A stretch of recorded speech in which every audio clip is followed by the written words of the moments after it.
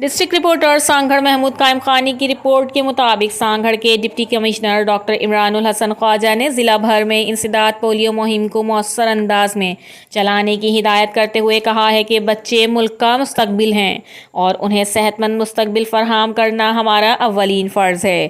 ان خیالات کا اظہار انہوں نے آج دربار ہال سانگھڑ میں انسداد پولیو مہم کے حوالے سے منعقدہ اجلاس کی صدارت کرتے ہوئے کیا۔ ضلع سانگھڑ میں پولیو مہم 27 نومبر سے 3 دسمبر 2023 تک جاری رہے گی۔ مہم کے دوران 5 سال سے کم عمر کے 4,88,440 بچوں کو پولیو کے قطرے پلانے کا ہدف مقرر کیا گیا ہے، جس کے لیے 1327 ٹیمیں تشکیل دی گئی ہیں۔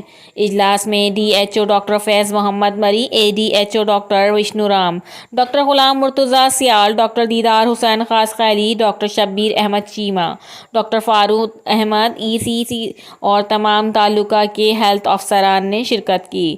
اجلاس سے خطاب کرتے ہوئے ڈپٹی کمشنر ڈاکٹر عمران الحسن خواجہ نے کہا کہ کراچی میں اس وقت پولیو کے 2 کیسز سامنے آئے ہیں، اس لیے سندھ حکومت پولیو مہم کی کڑی نگرانی کر رہی ہے تاکہ ہر بچے کو پولیو کے قطرے پلا کر پولیو سے بچایا جا سکے۔